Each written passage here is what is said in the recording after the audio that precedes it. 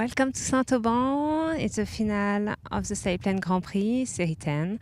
Today is not a good day for flying. The weather is getting worse and worse. But yesterday we had a very good race. We will leave you with the highlights. And please stay for tomorrow. It will be really exciting. We have very tight race for the first place and very good race for the third place. So stay with us, and now we will show you highlights and small videos about many gliders that are fighting and competing during this competition. Every day is a new day. It doesn't look very strong. Maybe not so fast, for sure. All is open. Let's race again. The task today was under a very leaden and flat sky with difficult conditions. We had a triangle which went off to the south over the plateau, and then north and towards north of Sistron, and then back over the airfield of Saint-Auban, and once again over the plateau before returning to the control point for the final glide. The start was good, everybody got away okay, and the first leg was just a large gaggle climbing together in weak thermals under a pretty flat sky with no cumulus. The whole group stayed together until nearly at the turning point with 20 kilometers to run, and a small group tried to break away and found a climb in the valley to the east of the first leg. Everybody else continued into the turning point, flying slowly and looking for whatever climbs they could find. Once the turning point was reached, that large group went back to the breakaway group and found their climb, and they progressed from there until halfway down the second leg, when the group of Philippe and Marius and Sylvain went off well to the right and looked like they were going to do quite well. But it was still very difficult conditions with weak thermals, flat sky, and quite low flying, mostly below 1,500 meters over ground that is 700 meters. As they came into the second turn, Uli and Thilo got really quite low, but they managed to climb away on the edge of the escarpment from only a few hundred meters. Everybody found this very difficult point and moved away until they found a good climb which brought them back over the plateau Puy-Michel. This climb came up to over 2,000 meters, and the conditions had improved a little, allowing them to maintain a good altitude to run into the turn at Montfort near to Saint-Auban airfield. From the Montfort turn, the situation was quite difficult, but most people had a good altitude, 2,600 as they left the plateau, and allowed them to go round to the Valenty turn point, well to the north, but the air was completely flat, and most people turned at 1,600, 1,500 meters. The return was still flat until Sebastian found a climb just a few kilometers to the north of Saint-Auban, and it turned into a really good climb. He was first there, caught the bubble, and it took him up to a very good altitude. 2,400 meters was enough for him to connect with an energy line which had appeared going from Saint-Auban towards the last turning point to the south. This energy line was a very useful route and provided 2 or 3 good thermals, and everybody from this point on was able to continue racing and stay quite high.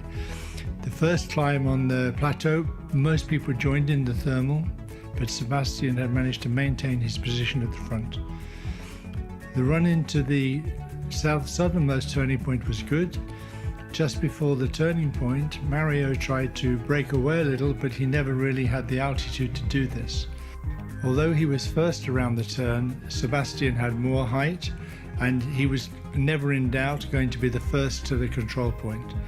Sebastian turned at 1,300 meters, followed by Mario about 1,000 meters, and Thilo all the time trying to catch Mario, but he didn't make it. Sebastian was first home on this day. Congratulations! It was really impressive. How was it to fly it? I just learned to fly with the flarm. I found Philippe Depesche climbing on this gray hills here, and it was enough. I was first in this lift, and then it was easy. At 100.1 kilometers per hour. and 10 points, Sebastian. There you have it. Félicitations. I don't know what's that. Like COVID.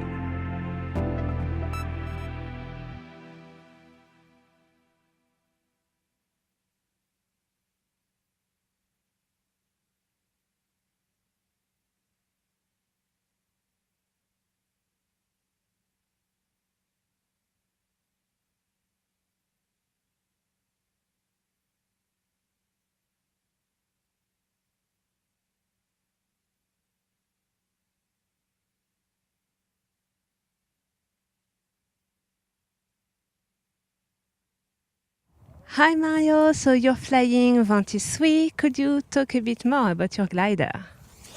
Yeah, glider is built in 2016. I think it's the second glider of this type. So I flew it right now for almost 5 years already.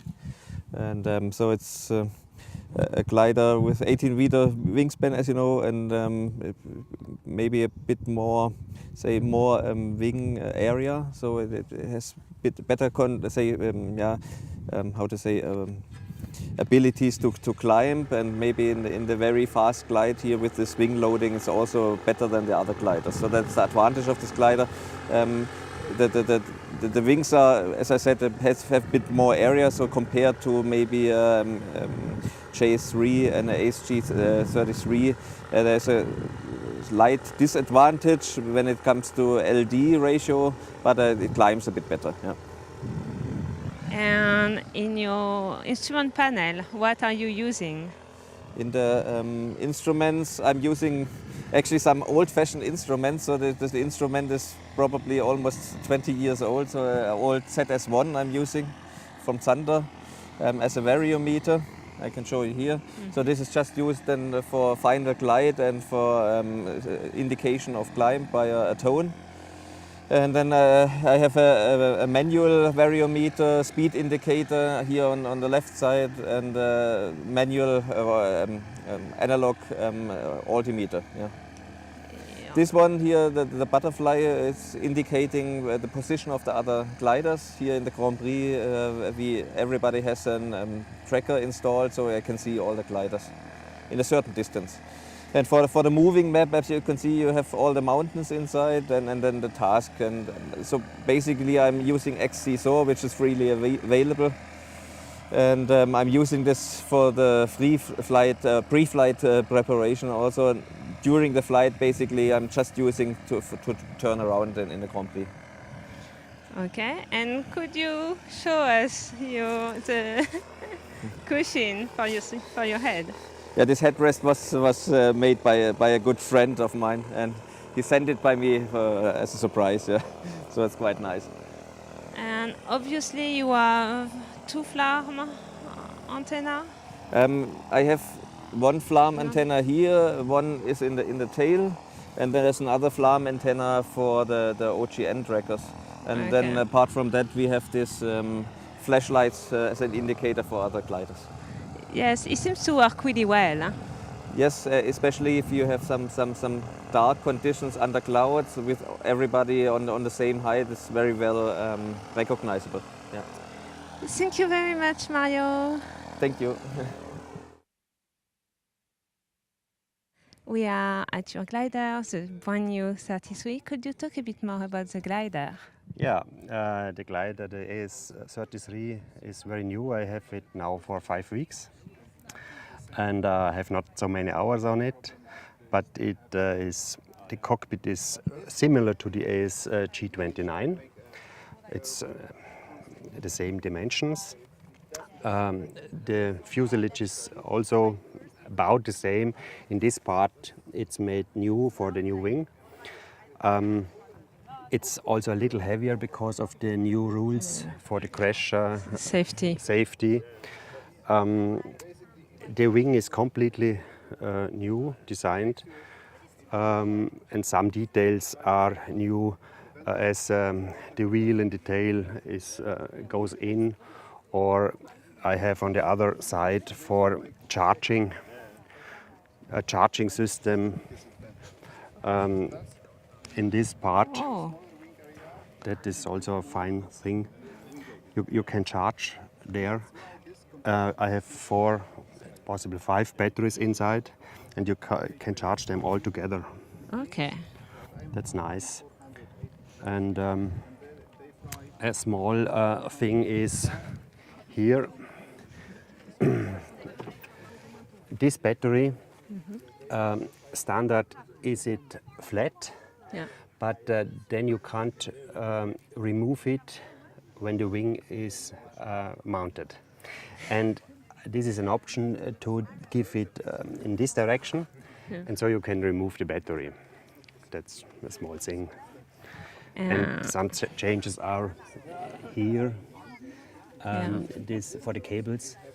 In the AS29, the cables were going around, and now they go direct, and that's, I think, much easier for maintaining. And your instrument panel is really modern. What are you flying with? Yes, this is the LX 97T. For me, LX is a new system. I've not had it before, so I'm not completely. I've not completely checked everything. I decided to make it horizontal because that's the big screen, and I think for the map this area is big enough, and so there are enough place for enough buttons I want. The altimeter and altimeter radio and transponder is included in this system. SCD. Yeah, and so here is a place for such additional, if I want some. For the next toy. Yes. And it's coupled with a V80, 80 millimeters. Yeah. Yes, happy with it's a little bigger. The place is here, and if the place is there, why not take big instruments? Yeah, obviously. I think the speed indicator in big is a little more exact than the small one. Yeah, you can see it better. Yeah, yeah. Really nice. And also new is the water system in the AS33. It's electric. Oh. You can these 3 buttons are the tail and the inner wing and the outer wing. And if you drop the water in the inner wing, also the tail opens. But it's possible to open the tail without opening the main wing. Okay. And so that's good for a fast finish. Yeah. Then you get you change the center of gravity more in the front. That's good. Okay. That's really good. Thank you, Werner. Okay, thanks. You're welcome. Hi, Sylvain. Hello.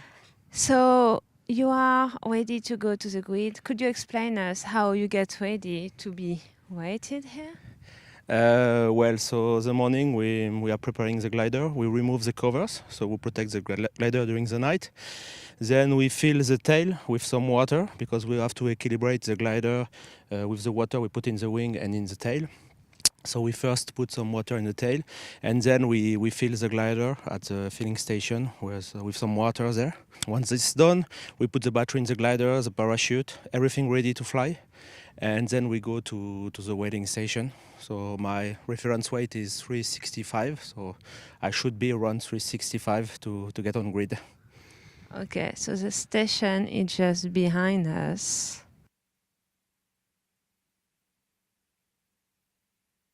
For yesterday, what makes you push so much? When you were a bit below the others and you start to push.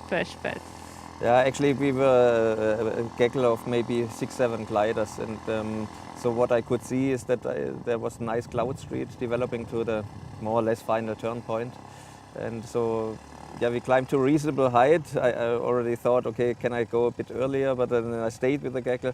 But then I flew trying to catch a good thermal very fast to this cloud street, and I recognized it's working pretty well, very active. And then I just continued straight because I was almost on final glide, and so it increased, so I could keep the speed. Did you know how many gliders you had in front of you or higher? I knew that there were 3 gliders like Sebastian, Thilo and Marius. Yeah. And yes, I knew, but so Sebastian was well ahead, and I saw him then 300 meters on top of me.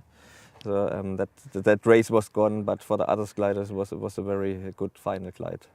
Excellent. It was really, really entertaining for us. Yes. For me too, because the cloud street was working really nicely. And for tomorrow, if the competition was stopping today, would you be happy with your results? I mean, the first 3 days were great. Also, yesterday was great, and so the race is completely open. So I still want to win, of course, and there are all chances there. Tomorrow it's about being Sebastian first or me first. So it's a very exciting race tomorrow. Yes, you just need to be one place ahead of him. Yes. So we wish you all the best, and Thank we you, will Mark. follow the race for the first place with a lot of attention. Thank you, Mario. Thank you. Hi, Max. Good morning. So yesterday was a bit complicated. You decided to stay with the pack, mainly not taking the hills. Could you tell us a bit more why? Yeah, I saw a couple of the French pilots going quite far on the right side towards the hills and the mountains on the third leg between the second and third turn point. But I chose not to do that because looking at the weather with the slight southeast wind and the fact that it was very humid and dark over there, I was quite confident that it was not the right option. So I decided to stay bit more on the sunny side, like most people did, and in the end, it was the best choice. For tomorrow, yourselves, you have 5 pilots that could potentially take your place. Which one is the most worried for you? I don't know really, because as you said, there's quite a few pilots that are close behind me. So there's not just 1 or 2 names in particular that I think could be a threat, but quite a few. And I don't know what the weather will be like tomorrow. I haven't had a look, but there's a lot that can change. So.